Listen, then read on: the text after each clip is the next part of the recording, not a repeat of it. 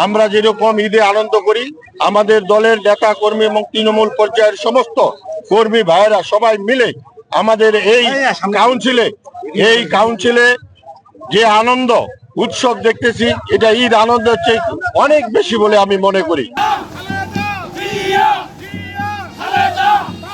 সেই কাউন্সিলকে উপলক্ষ করে আমাদের বিএনপি সহ সকল অঙ্গ সহযোগী সংগঠনের প্রত্যেকটি নেতা কর্মীর মধ্যে যে উৎসাহ এবং উদ্দীপনা আছে, এবং ইনশাল্লাহ আমরা মনে করি আজকের আমাদের এই কাউন্সিল স্বতঃস্ফূর্ত ভাবে প্রত্যেকটি নেতা কর্মী আমাদের অংশগ্রহণ করবেন।